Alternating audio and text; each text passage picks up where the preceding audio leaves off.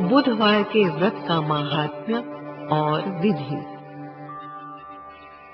सूत जी बोले, हे ऋषियों, जब पुण्य पाप की रचना हो चुकी तो उनके करने वाले लोगों को शुभ अशुभ फल देने के लिए भगवान शिव ने इंद्र और यम के वारों का निर्माण किया। ये दोनों वार क्रमशः भोग देने वाले तथा लोगों के मृत्यु भय को दूर करने वाले हैं। भगवान शिव जी संसार रूपी रोग को दूर करने के लिए वैद्य हैं। वही सबके ज्ञाता तथा समस्त औषधों के भी औषध हैं।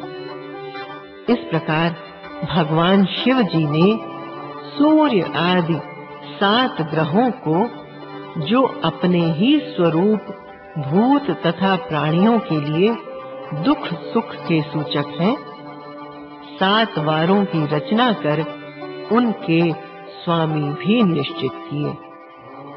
वे सब नक्षत्रों के ज्योति मंडल में स्थित हैं।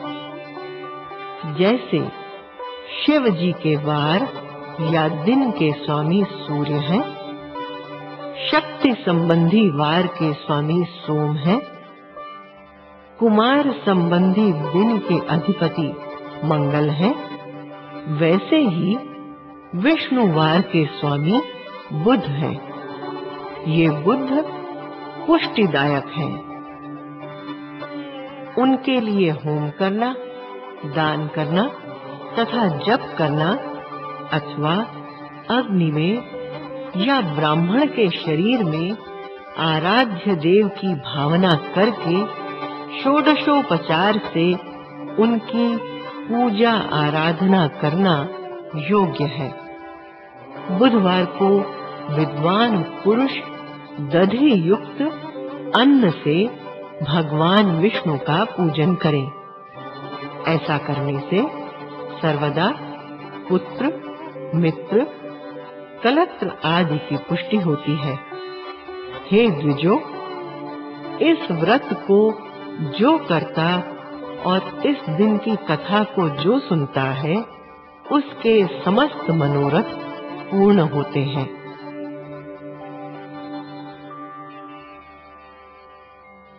बुधवार व्रत की कथा। बहुत समय पहले की बात है कि रामू नामक एक आदमी अपनी ससुराल मेहमानी के लिए गया और मेहमान बनकर वहां रहने लगा। जब इस प्रकार रहते हुए उसे बहुत दिन व्यतीत हो गए, तो एक बुधवार के दिन उसने अपने ससुर से विदाई मांगी और कहा कि मैंने आपके यहाँ इतने दिन मेहमान के रूप में व्यतीत किए, अतः अब आप मुझे सपत्नीक घर जाने की आज्ञा दें। परंतु उसके ससुर ने कहा, हम आज कैसे भेज दें? आज तो बुधवार है, आज तो विदाई नहीं हो सकती। हाँ, कल अवश्य कर देंगे। फिर तो ससुर की ऐसी बातों को सुनकर भी उसने न माना और बार-बार आग्रह करने लगा। तब ससुर ने दामाद रामू को पुत्री सहित विदा कर दिया। इस प्रकार बुधवार के दिन ससुराल से विदाई लेकर चला और रास्ते में कुछ ही दूर पहुंचा था कि उसकी स्त्री को प्यास लगी और वो स्त्री के लिए रथ से उतरकर पानी लेने चल पड़ा। और जब थोड़ी देर में पानी लेकर आया तो देखता क्या है कि उस स्थान पर उसी शक्ल का तथा वैसे ही स्वरूप का एक अन्य पुरुष बैठा है। फिर तो उस दूसरे पुरुष को अपने ही समान पाकर रामू बड़ा चकित हुआ और विचार करने लगा कि मेरे ही स्वरूप का ये व्यक्ति कौन है। ऐसा विचार कर क्रुद्ध होते हुए रामू ने उस व्यक्ति से पूछा कि तुम कौन हो जो मेरी अनुपस्थिति में मेरी पत्नी के समीप रथ पे बैठे हो? परंतु वो व्यक्ति बोला कि पहले ये तो बताओ कि तुम कौन हो? तुम मुझसे क्यों पूछ रहे हो? और यदि पूछते हो तो मैं बताता हूँ कि ये मेरी स्त्री है। मैं इसे अपनी ससुराल से विदा कर ला रहा हूँ और रथ में बैठा हूँ। इस प्रकार उन दोनों में परस्पर वाद विवाद होने लगा। तो बहुत से आदमी एकत्र हो गए, परंतु कोई भी उन दोनों के झगड़े का निर्णय न कर सका। और वो स्त्री भी दो पुरुषों को एक ही स्वरूप और वस्त्रों वाला देखकर चकित रह गई, और वो ये जान न सकी कि इसमें मेरा पति कौन है। इसी बीच राजा को इस झगड़े का समाचार मिला और उन्होंने अपने सिपाहियों को जांच के लिए भेजा।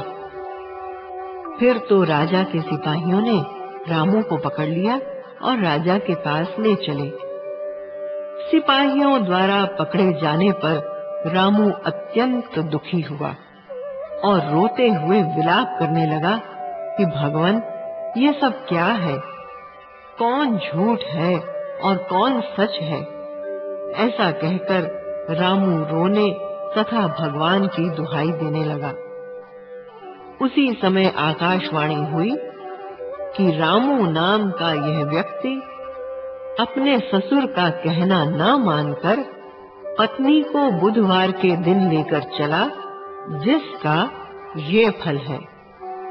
बुधवार को विदाई लेकर चलने के कारण ही इसे यह दुख प्राप्त हुआ है। ऐसा कह आकाशवाणी चुप हो गई।